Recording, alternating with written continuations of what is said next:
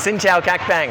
Now that's hello friends in Vietnamese, but 300 to 400 years ago, people were greeting each other in quite a different way. ជម្រាបសួរបងប្អូនទាំងអស់គ្នានាងខ្ញុំឈ្មោះឡាងឥឡូវនេះខ្ញុំកំពុងនៅផ្សារ Ho Chi Minh នៅទីក្រុង Ho Chi Minh.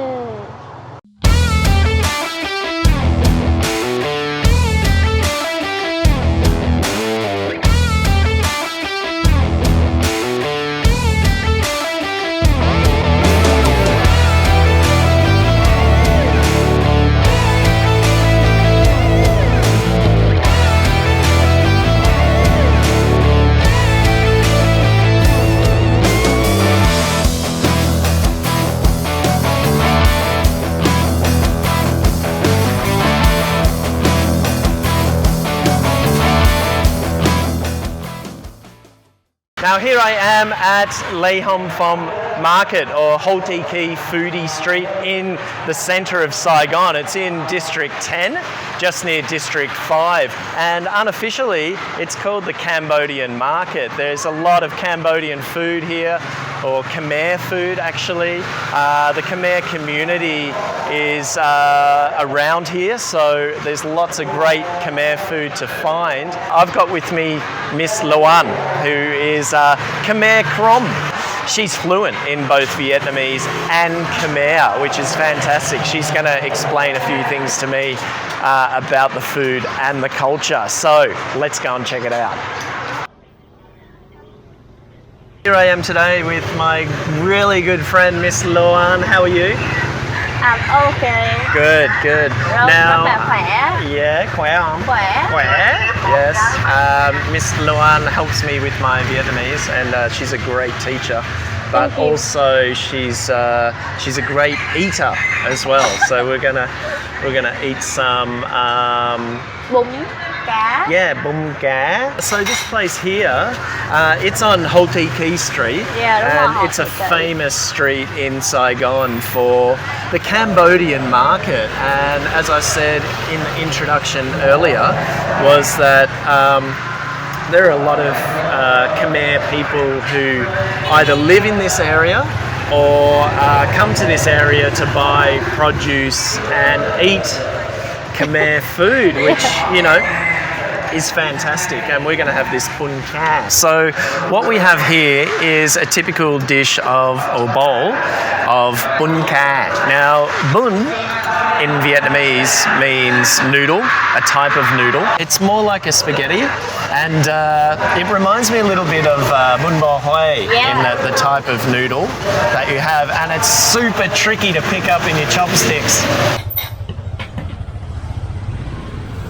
We've got some nice big chunk. I don't want to drop that in our cameraman's dish, but I don't know. I think you can see that on the camera. We've got these chunks of fish, and what they typically use in this part of the world is what's called a snake head fish.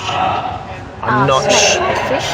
Yeah, it sounds pretty horrible, doesn't it? What you typically get with a bowl of bún cá is the plate of vegetables, and what Luan was talking about is the din. Yeah. Not crazy. Yeah, that's Is it? correct. Yeah, because din means crazy in Vietnamese, and this flour Only is... din. Only din means crazy. It's an edible yellow flower which looks very cute in the bowl. Yeah. Then we have looks like some basil or mint, and here banana flour, shredded banana flour. Chuối. Bắp chuối. Bắp chuối. And some... Yeah. I was going to say yao.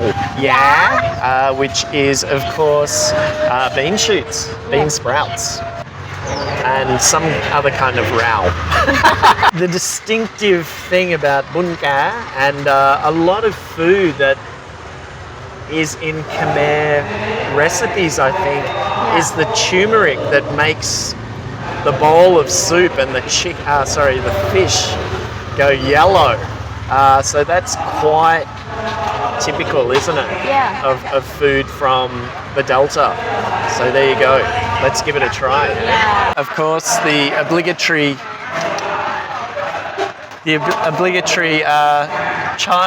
children's screams going on in the school. There's a school right behind, in front of us there. This is typically eaten for breakfast, right? Yeah. Do you eat it for lunch and dinner? Also. Yeah. And do you eat it in Javin? Yeah. Yeah. But All right. in some places, just some places. How is it? It's really fishy. I can really taste the fish. There's tons of flavour in it. And just that, I don't really know what turmeric tastes like. I can't explain it. You can also... I've had it 1,000 times, but how do you explain what turmeric tastes like? It's like a little bit, I also don't know, but like, it smells good, right? Yeah, it's like very the smell, fragrant. Very fragrant. Usually we tasty. use it for the smell and the color. Right. Yeah. Visually, it's really beautiful, isn't it? And with the Indian. Yeah. It's very different from bún bò Huế, phở bò. Yeah. So you can really differentiate between perhaps the Chinese influence of food that has come from the north and down into the south, and then KHMER food that has come from the west and come into the Delta really area. different. Visually and the taste is super different, isn't it?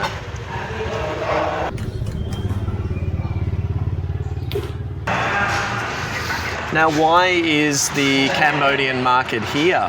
It's a good question. It's in District 10. It's on the border of District 10 and District 5. District 5 is, of course, known as the Chinatown area of Saigon. But, there are a couple of reasons. One main reason is that there was a bus station right nearby here, and it used to take people back and forth from Phnom Penh to Ho Chi Minh City. Yeah, I found that out. And naturally, as more and more people came via bus or via road from Phnom Penh and from Cambodia, this was the first place that they ended up in Saigon. And then naturally, over the decades, the community grew, shops opened up, I think from about 5 shops to I don't know how many there are now. And of course, this area is relatively new to Saigon.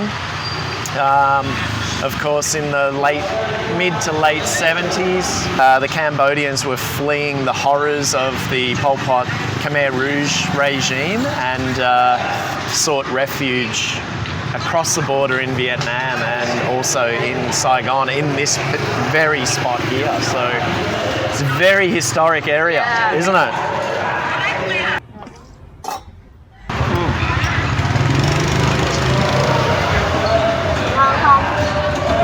Rat naan.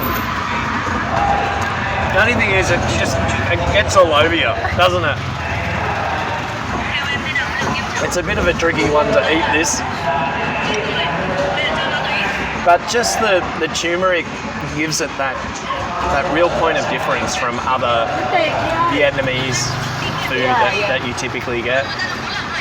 Bún bò Huế is super popular in Saigon, and of course phở.